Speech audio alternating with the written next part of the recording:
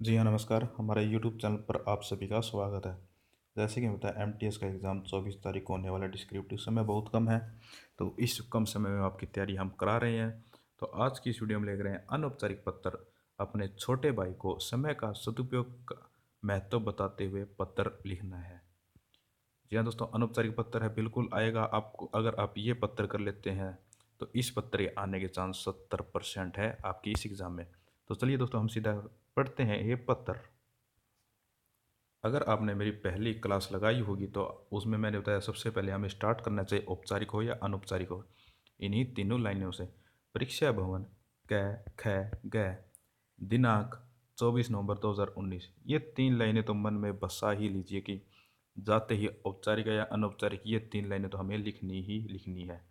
इसके बाद छोटे भाई को लिखनी है, प्रिय अनुज, शुभ आशीर्वाद। यहाँ पर ये कॉमा आएगा। इसके बाद आगे है, आज ही तुम्हारे अध्यापक श्री भागवत जी का पत्र मिला। यह जानकर अत्यंत दुख हुआ कि तुम अपना समय पढ़ाई में न लगाकर व्यर्थ की बातों एवं कार्यों में लगा रहे हो।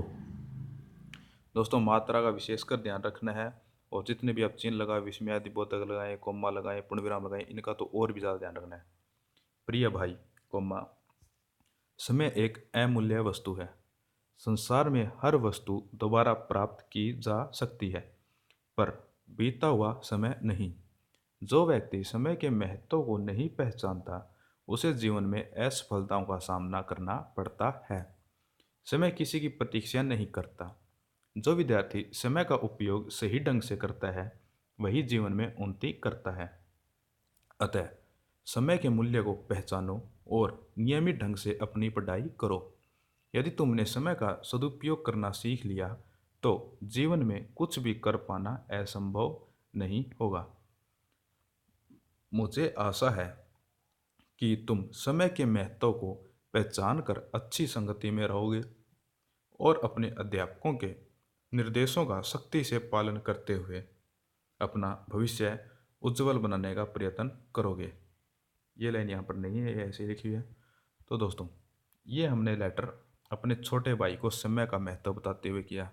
आप इसे 2-3 बार पढ़ लीजिएगा, 2-3 बार वीडियो देखिएगा, 2-3 बार लिख कर देखिएगा।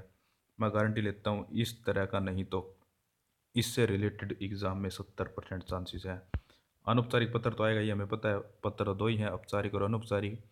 3 औपचारिक के आएंगे, 2 अनौपचारिक के आएंगे। उन अनौपचारिक एग्जाम क्वेश्चन में आपको ये जाला को पत्र भी देखने को मिल सकता है।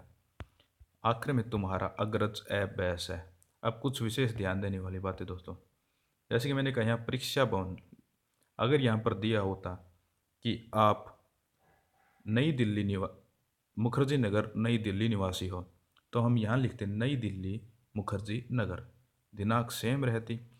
पर अगर हमें यहाँ पर कुछ भी नहीं दिया हुआ, कोई भी मेंशन नहीं किया हुआ कि आपका नाम क्या है, आप क्या के रहने वाले हो, तो हमें सीधा लिखना है परीक्षा भवन, कै ख ग, दिनांक, प्रिय अनुज, शुभ आशीर्वाद। छोटे भाई को लिखना था अनुज, अगर बड़े को आ जाता तो हम लिखते अग्रज, और शुभ आशीर्वाद की जगह लिखते हम चरण स्पर्श। ध्यान रखने वाली बातें हैं दोस्तों, हर एक चीज़ आपकी नोटिस की जाएगी आपके इस एग्ज़ाम में। आपकी मात्रा की स्किल, कोमा की स्किल, लिखने की स्किल, हर एक स्किल इसी एग्ज़ाम में आपकी देखी जाएगी। तो हमने ये लेटर किया। आशा करता हूँ आप 2-3 बार इस वीडियो को देखेंगे और इस लेटर को अच्छी तरह करेंगे। धन्यवाद दोस्तों, आज की वीडियो में इतना ही। चैनल को सब्सक्राइब करना ना भूलें।